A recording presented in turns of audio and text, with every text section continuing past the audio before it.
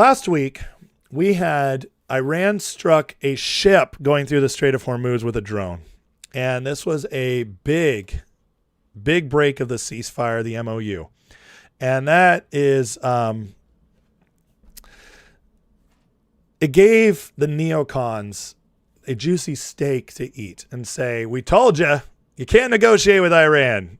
Oh, yeah, this is egregious. This is crazy, but we were right. Trump's weak. And of course, the Democrats are all thrilled about this. This means oil prices are going to go up and all that stuff they want for the midterms. Well, Trump did exactly what he said he'd do. He struck back as Trump came out and said, U.S. aircraft struck Iranian missile and drone storage locations, coastal radar sites for violating the ceasefire agreement. Again, it's very possible they will never learn. There may come a point when we are no longer able to be reasonable and will be forced to militarily complete the job we successfully started. If that happens, the Republic of Iran, Islamic Republic of Iran, will no longer exist.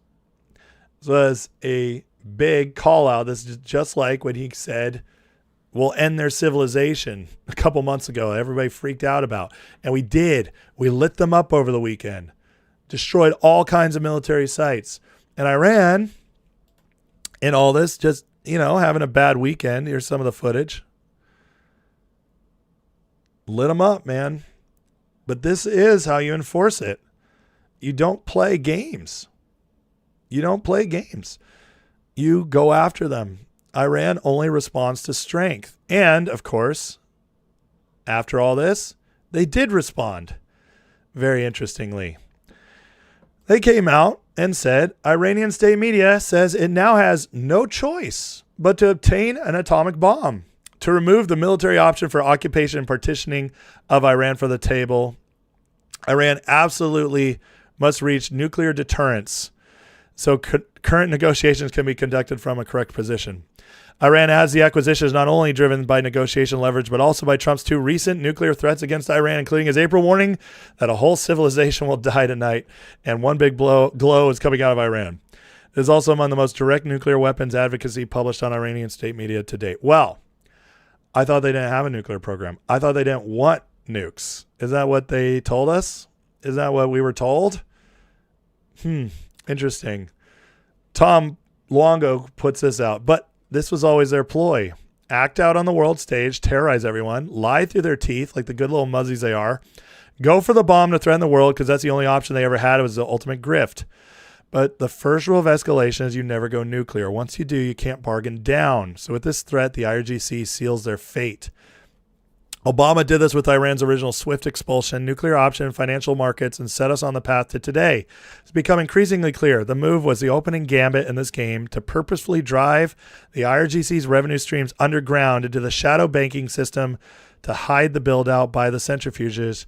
This performative nonsense will now fail. No more nuclear blackmail. There's a British game. It's always their end game. This time will be their end.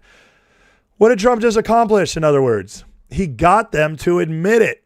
He got them to admit they want the nukes. This is what we were all told. Joe Kent was out there saying, well, they never wanted nukes. It's against their religion. Except now we get the proof that that's exactly what they wanted. And yeah, like Tom says, Obama got them off the SWIFT expulsion, which means we couldn't track their payments anymore. Along with Uranium One, all of a sudden it looks even more so like Trump or like Obama set up Iran to get the nukes. And Trump has eradicated all that. What he did this weekend. And this is why you wonder sometimes if this isn't all kind of a controlled fight between Trump and Iran right now at this point. Maybe not in the beginning, but at this point. Because this gained nothing for Iran. They struck a ship, a Singapore ship, with a drone. We just knocked out a lot more of their defenses. And now they're coming out admitting they want nuclear? Guys, that is all in our favor because this only empowers our movement and only empowers Trump, what he's trying to do in destroying this City of London proxy. And it's funny because it's making idiots like this look even dumber. Here's some old Joe Kent posts. Why didn't they simply develop a nuclear weapon? Because the ability to enrich up to 65% without actually developing a nuclear weapon was their strategy. And while the IC consistently assessed Iran wasn't developing a nuclear weapon, except they just told us they wanted to. And Joe Kent here. I'm starting to think killing the Ayatollah who issued a fatwa against developing a nuclear weapon may have been a mistake. Wait, so you're saying that it was the Ayatollah was the only thing keeping him back from a nuclear weapon, Joe? This is so retarded. The grift these guys are playing is so ridiculous. It's just what we've been watching from Tucker Carlson, Megyn Kelly, Alex Jones having to backtrack their statements, having to say, oh, look like Trump is listening to us now. All this stuff because of peace. Joe Kent now having to make all these wild claims to dance around the fact that he was saying they didn't want this. And now they're outright saying they are. This is good for us, guys. This is the kind of thing that is exposure that shows us what they really want. Now, the truth is, coming from Iran itself, cracks are showing inside the regime. On Saturday, 63 out of 88 from their Assembly of Experts, the clerical body that selects the supreme leader, issued a public statement. They declared Trump and Netanyahu, blood that may be shed, called for their killing as a religious duty for a Muslim who can reach them, demanded full revenge for the blood of Khomeini, insisted Iran's nuclear file must be completely removed from negotiation and opposed reopening the strait. They repeatedly emphasized that following the leader's red lines is a religious obligation. The negotiating team has no right to cross them. They told Khomeini's loyal orcs to stay in the streets and guard the revolution's ideal. This was 63 out of 88 of their assembly making these wild statements. One day later, the Secretariat of the Assembly of Experts rushed out a statement saying declaration was against customary procedure, tried to downplay it.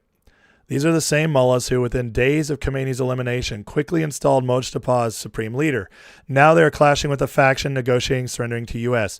It seems they got a warning and Secretariat was forced to do damage control. It looks like these hardliners finally realized they've been outmaneuvered.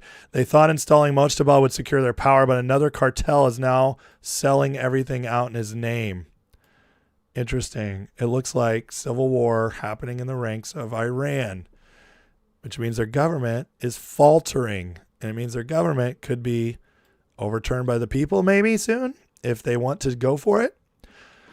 Now, who are these people? A group of mullahs elected in fake election in the previous round. Even Hassan Rouhani was disqualified and blocked from entering the inner power circle. The only real rival to Mojtaba was Ibrahim Raisi, former president, assembly member, but he was suddenly killed in a highly suspicious helicopter crash along with powerful foreign minister Hossein Amir, blah, blah, blah. Then came the puppets Masoud Pezeshkian and Araghchi, who are strongly pro-deal. These are the guys that are currently leading. Right after Khomeini was eliminated, these mullahs gathered, quickly announced they'd voted, and made Mojtaba the new leader. Now the situation is even more interesting. Almost no one has seen or heard from him directly. A rival cartel keeps him hidden for security reasons. It speaks, negotiates in his name. Interestingly, Zolgadar has a son-in-law as a deputy foreign minister. Very pro-deal. Deal with the U.S. Bottom line, one faction pre-planned everything. Eliminated rivals, shaped the assembly, and installed Mojtaba. Now that network's cutting a deal with the U.S. and Mojtaba's name. The others finally understood they've been sold out and the rug's pulled out from them. That's why they're screaming publicly. He's saying that the Trump administration has been working with these people, undermining the IRGC and the other crazies in the government for a while now, which means that Trump knows exactly what he's doing and who he's working with. It's very interesting. On the other side, negotiating fronts led by Mohammad Bagher Ghalibaf, head of parliament, who's kept the parliament closed since the war to silence opposition. Now other mullahs are making noise because they know the parliament was shut precisely to suppress their protests against the deal. The pigs are turning on each other. Let them cook. This is coming from guys who have direct Iranian contacts. So when the media is selling you Iran's fallen apart, Trump's done terrible things, he's stupid, he doesn't know what he's doing, that's the exact opposite of what we're getting from the people on the floor in Iran. You cannot. It's just like last month when the internet came back on Iran, all these people came out saying, the people are actually pushing back. The IRGC is weakened. Don't listen to what you're seeing in the media. And then it was all went away again. Very interesting stuff. This tells me that the Trump administration knows exactly what they're doing. We're winning. And these strikes continue to weaken the IRGC. and get them to be outspoken, prove the Trump administration was right, which is only going to help his polling and also his power in making these deals, while also the coalition on the inside is crumbling. How do we know this? Well, again, as soon as Trump launched, Iran has now requested a new meeting. This is the cycle we keep going through. But again, I think there's a reason for this. I don't think it's what everybody wants you to believe, that it's just they're playing it. They're shooting from the hip, back and forth. They don't really know what they're doing. There's not a plan. It more and more looks like this is a plan. And notice how gas prices haven't gone up. Notice how oil is still heading down. It's currently trading at $69, or at least it was this morning last I checked. Oil is continuing to head down. That's what it was before we went into Iran. The gas prices will catch up. It's not going to be long. Trump's already calling them out for gouging. It'll get back down into the twos soon. That's going to be wonderful for the economy for the midterms.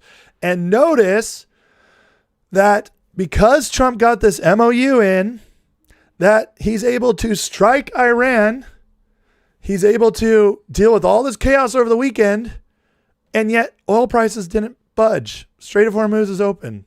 Interesting. Almost like they know exactly what they're doing. Very, very funny. Very interesting. Now, look what's happening in Iraq. There is so much going on beyond just what we're seeing in Iran, beyond what we're seeing in Venezuela and other places that get all the attention, Cuba. City of London, man, the deep state tentacles are falling apart all over the place. Look at this. We have a much clearer picture of what happened in Iraq overnight. Iraq's Federal Commission of Integrity has confirmed judicial arrest warrants are being executed against individuals accused of misappropriating public funds. Commission says operation is being conducted strictly under Iraqi law and the result of coordination between judicial, executive, and legislative authorities. Iraqi state media, citing senior sources, now reports the arrest of MPs on corruption charges. This is important. Al-Kabarli is a Sunni politician, while Nassif is prominent Shiite. Confirmed names, therefore, don't support the initial theory of a crackdown directly exclusively against Sunni government. Overnight raids appear to be part of broader anti-corruption campaign ordered by Prime Minister Ali al-Zaidi. This is the guy that Trump was very excited a couple months ago got elected. He was Trump's pick to become in control of Iraq. And now he's cleaning up his government. We should remain cautious about much longer lists circulating online. Operation confirmed as our arrest, but complete list of detainees has not been officially released. Now here's Joe Lange giving us a breakdown. Can you smell the panic coming from the Bush family right now? In Baghdad, Iraqi authorities arrested 47 officials, including members of parliament, as part of an anti-graft campaign in the corruption-plagued country. Iraq's new prime minister recently took office and made two main vows: fight corruption and to ensure a state monopoly on weapons. His anti-graft raids come before an expected visit next month to Washington, where he hopes to attract U.S. investment, expected to renew his promise to ensure pro-Iran armed groups hand over their weapons. Wow. Iraq's news agency, INA, quoted senior officials as saying 47 suspects were arrested on corruption charges. The new prime minister is a big ally of Trump, working with him to clean up corruption in Iraq centered around theft of American tax dollars. He's ending the money stream flowing to Iran. Uh-oh. Can you feel the city of London losing its grip? Money flow disruption. It's always about the money. This roundup began early Sunday when Iraqi security forces, primarily from anti-terrorism unit, raided Baghdad's fortified green zone and another neighborhood in the capital. High-ranking officials and politicians live there. A diplomat in Baghdad told AFP Zaidi's anti-corruption operation is part of the Washington visit preparations, designed to show his commitment to the promise. He made a promise to Trump and is taking action. He's not alone. We're helping him track dollars, and someone else helped him too. More happening across the Middle East than people realize. Do you think the timing is coincidence? Trump making a peace deal with Iran and then this raid happens? Iraq has long walked a tightrope between competing influences with allies neighboring Iran and the United States. This means that Iraq, any of their connections to Iran, helping Iran, working with Iran, is being weeded out. Iran, he is boxing Iran in from all sides. They're going to have no choice but to play along. And the fact that, again, gas prices, oil prices haven't soared on everything that happened this weekend is a tell. The City of London just does not have that power anymore. What Trump's doing is brilliant. It's working. Derek writes this. Trump operates by turning the volume and brightness up to max dial so you can't see what he's really doing. A chaotic but equally effective alternative moving through shadows. For the audience, there's an operatic performance of negotiations between the U.S. and Iran. Backstage, Israel just signed a treaty with Lebanon designed to partner the two countries in the fight against Hezbollah. What? You mean we were all proven right? All of us who said that Trump knew exactly what he's doing with Israel were proven right? What? No way. All right, all you Israel shills who are mad at me for supporting Trump and calling out Israel, I'll accept your apologies. You can write to me. They did it.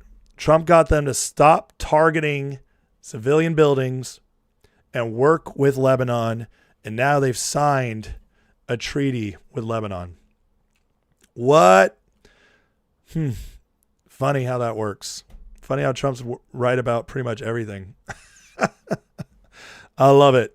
Again, you guys can write your apologies out and send them to my email. I will be accepting them.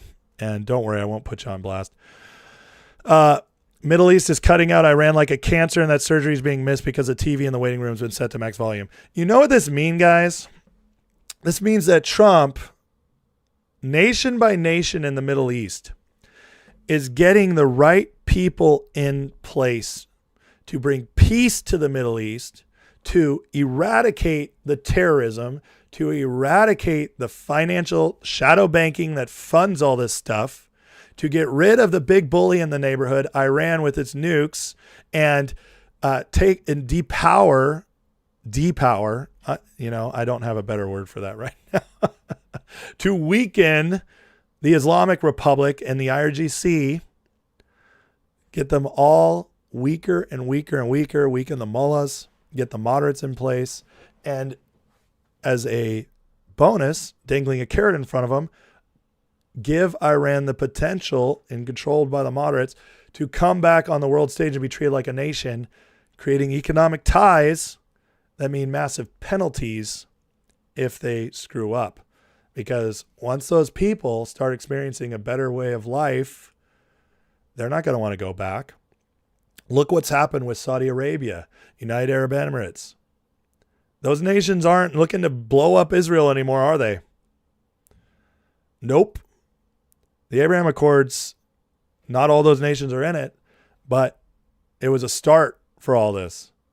And now Trump he's forcing Israel to the table to negotiate. And just like I said, Israel, what Trump was telling them is, Israel, we support you. We're the only people supporting you. But you cannot play by the old rules anymore. We're not the same people who were in charge before. We are bringing about a better solution that will be better for you. So stop bombing the way you're doing it. You can defend yourselves, but not the way you used to. We're changing things. And this is more proof of that. So we have Iraq clearing out just a couple months after Trump got his guy in. Lebanon's settling down. Israel and Lebanon are figuring this out, going to get Hezbollah out. Iran, their government, civil war. And Trump just put the blast on more of their defenses, their Timu missiles from China. Took those out and got them right back to the table again. Every aspect of this says Trump and the administration knows exactly what they're doing. It's beautiful to watch. And you're not going to get this breakdown from many places. It's why we got to pay close attention to the actual details of all this. But again, Trump is not playing around, and I think we're very close. I think this Iran thing is going to last at least through the midterms. And then if Trump has to double down on bombing something get crazy, he will. But I don't think that's going to happen. I think this is one of those deals, one of those situations that's going to shock the world. just like Trump's already done so many times before. And there's nothing more fun than calling out all the libs, all the establishment types, the neocon types, when they're 100% wrong, which I believe we're going to get to do a lot of this year.